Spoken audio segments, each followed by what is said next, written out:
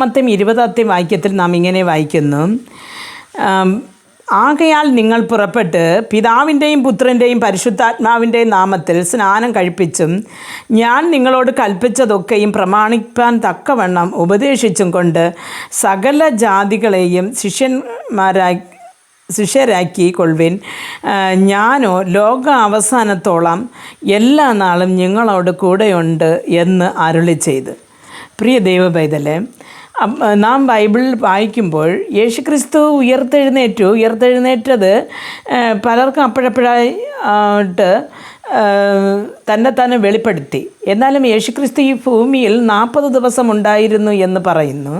ഈ 40 ദിവസത്തിൽ ചില ദിവസങ്ങൾ മാത്രമേ ശിഷ്യന്മാർക്ക് യേശുക്രിസ്തു പ്രത്യക്ഷനായുള്ളൂ. എല്ലാ ദിവസവും ശിഷ്യന്മാരോട് കൂടെ ഇരുന്നില്ല. പക്ഷെ താൻ സ്വർഗാരോഹണം ചെയ്യേണ്ട ആ ഒരു സമയം ആയി അറിയാവുന്നതുകൊണ്ട് യേശുക്രിസ്തു ശിഷ്യന്മാരോട് ഒരു മലയിലേക്ക് വരുവാൻ പറഞ്ഞു. അങ്ങനെ ശിഷ്യന്മാരൊക്കെ മലയിൽ പോയി. അവിടെ യേശുക്രിസ്തുവും വന്നു. അപ്പോൾ അവിടെ വന്നപ്പോൾ യേശുവിനെ കണ്ടപ്പോൾ ശിഷ്യന്മാർ സാഷ്ടാംഗം വീണ് നമസ്കരിച്ചു. പക്ഷേ പലരും അന്നും യേശുവിനെ വിശ്വസിച്ചില്ല എന്നാണ് ബൈബിളിൽ പറഞ്ഞിരിക്കുന്നത്. നമ്മൾ 17-ാമത്തെ വാക്യം വായിക്കുമ്പോൾ അവർ നമസ്കരിച്ചു. ചിലരോ സംശയിച്ചു. യേശു അടുത്ത് ചെന്ന് സ്വർഗത്തിലും ഭൂമിയിലും സകല അധികാരവും ഞാൻ നിങ്ങൾക്ക് നൽകിയിരിക്കുന്നു എന്ന് പറഞ്ഞു. പ്രിയ ദൈവത്തിൽ നമുക്കറിയാം, ചില ദൈവമക്കൾ പ്രാർത്ഥിച്ചാൽ അതേപോലെ സംഭവിക്കും, എന്തെങ്കിലും പറഞ്ഞാൽ അതേപോലെ സംഭവിക്കും. അത് ദൈവം അവർക്ക് കൊടുത്ത അധികാരമാണെന്ന് നിങ്ങൾ മനസ്സിലാക്കണം. യേശുക്രിസ്തു പറയുകയാണ്, തന്നെ വിശ്വസിക്കുന്നവർക്ക്, തൻ്റെ അടിച്ചുവടുകളെ പിൻപറ്റി തൻ്റെ ആ ഒരു ജോലി ചെയ്യുന്ന ഒരാൾക്ക് കർത്താവ് സകല അധികാരവും സ്വർഗത്തിലും ഭൂമിയിലും സകല അധികാരവും കൊടുത്തിരിക്കുന്നു എന്ന് പറഞ്ഞു. എന്നിട്ട് പറയുകയാണ്, നിങ്ങൾ പുറപ്പെട്ടു പോകുവിൻ, പോയി സകല ജാതികളെയും സുവിശേഷം പറഞ്ഞ് സകല ജാതികളെയും ശിഷ്യരാക്കിക്കൊള്ളുവിൻ എന്ന് പറയുകയാണ്. നാം അതാണ് ഇന്നിപ്പം വായിച്ചു കേട്ടത്. സകല ജാതി ശിഷ്യരാക്കിക്കൊള്ളുവിൻ, ഞാനോ ലോക അവസാനത്തോളം എല്ലാ ദിവസവും ഞാൻ നിങ്ങളോട് കൂടെ ഇരിക്കാം എന്ന്. പ്രിയ ദൈവവേദന, എല്ലാ ദിവസവും നമ്മോട് കൂടെ ഇരിക്കാം എന്ന് പറഞ്ഞ യേശു ക്രിസ്തു ഒരു ദിവസവും നമ്മെ വിട്ട് അകന്നു പോകയില്ല എന്ന് നാം വിശ്വസിക്കണം. എങ്ങനെയാണ് യേശു ക്രിസ്തുവിനെ നാം അടുത്തറിയുന്നത് എന്ന് കേട്ടാൽ അത് നമ്മുടെ വിശ്വാസത്തിലാണ്. യേശു എൻ്റെ കൂടെ ഉണ്ട്, ഞാൻ ചെയ്യുന്ന കാര്യാദികളിലെല്ലാം കൂടെ ഉണ്ട്, ഞാൻ ചെയ്യുന്നതെല്ലാം നോക്കിക്കൊണ്ടിരിക്കുന്നു എന്ന് ഒരു ദൈവ പൈതൽ ദൈവത്തെ ഭയപ്പെടുകയാണെങ്കിൽ അല്ലെങ്കിൽ അടുത്തറിയുകയാണെങ്കിൽ ഒരിക്കലും തെറ്റ് ചെയ്യുവാൻ അവൻ മനസ്സ് കാണിക്കത്തില്ല. കാരണമെന്ന് പറഞ്ഞാൽ യേശുക്രിസ്തു അടുത്തിരിക്കുന്നു എന്ന്.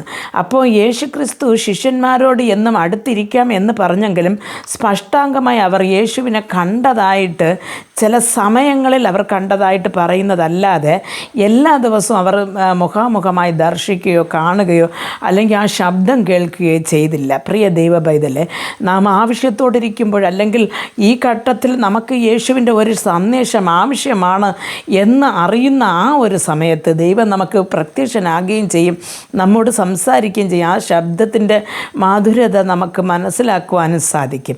ആയതുകൊണ്ട് പ്രിയ ദൈവ പൈതലേ, അവിശ്വാസിക്കാതെ യേശുക്രിസ്തുവിൻ്റെ ഉയർത്തെഴുന്നേറ്റത്തിനെ കുറിച്ച് വിശ്വാസമുള്ളവനായി ഈ ഭൂമിയിൽ നാം ജീവിക്കുന്നത്തോളം കാലം എല്ലാ കഷ്ടതകളെയും സഹിച്ച് യേശുവിനെ പോലല്ല, യേശു ക്രൂശ് മരണത്തോളം സഹിച്ച് സഹിഷ്ണുതയോടെ എല്ലാം ഏറ്റതുപോലെ നാമും സഹിഷ്ണുതയോടെ നമ്മുടെ കഷ്ടപ്പാടുകളെ നാം വഹിച്ചുകൊണ്ട്, നിന്ദകളെ വഹിച്ചുകൊണ്ട്, അപമാനങ്ങളെ വഹിച്ചുകൊണ്ട്, തോൽവികളെ വഹിച്ചുകൊണ്ട് നാം മുന്നേറി പോകുകയാണെങ്കിൽ നിർബന്ധമായിട്ടും നമ്മെ കർത്താവ് ലോക അവസാനത്തോളം കൂടെ ഇരിക്കാമെന്ന് പറഞ്ഞ ദൈവം ഒന്നീ ലോക അവസാനത്തോളം അല്ലെങ്കിൽ നമ്മുടെ മരണത്തോളം കൂടെ ഇരുന്ന് നമ്മെ നടത്തുവാൻ ശക്തനാണ്.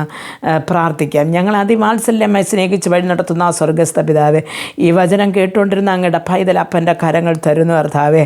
ദൈവമേ, തങ്ങളുടെ ജീവിതത്തിൽ വരുന്ന കർത്താവേ, ദൈവമേ, തോൽവികളോ വേദനകളോ കണ്ണുനീരുകളോ യേശു ഇല്ലെന്ന് അവിശ്വസിപ്പാനോ അല്ലെങ്കിൽ യേശുവിൻ്റെ വഴിയെ വിട്ട് മാറി അന്യ ആരാധന ശക്തികളെ തേടി പോകുവാനോ ഇവരെ അനുവദിക്കരുതേ എന്ന് പ്രാർത്ഥിക്കുന്നു. അപ്പം അന്ത്യത്തോളം നിലനിൽക്കുന്നവൻ രക്ഷിക്കപ്പെടും എന്ന് അങ്ങയുടെ വചനം പറയുന്നു. ലോകാവസാനത്തോളം കൂടെ ഇരിക്കാമെന്ന് പറഞ്ഞു. ഞങ്ങൾ ഈ ലോക ജീവിതം പൂർത്തിയാക്കുന്നത് വരെയും അങ്ങയുടെ കൃപ ഞങ്ങൾക്ക് ആവശ്യമായിരിക്കുന്നു. അപ്പം നീ ഞങ്ങളോട് കൂടെ ഇരുന്ന് നടത്തുമെന്ന് ഇവരും വിശ്വസിക്കുവാനും അങ്ങിൽ നിന്ന് അത്ഭുതങ്ങളും അടയാളങ്ങളും പ്രാപിച്ചുകൊണ്ട് ഒരു ജയവാളിയായുള്ള ഒരു ജീവിതം ജീവിച്ച് അങ്ങയുടെ രാജ്യത്തിൽ വന്നു ചേരുവാൻ ഓരോരുത്തരെയും കരം പിടിച്ച് നടത്തണമെന്ന് പ്രാർത്ഥിക്കുന്നു.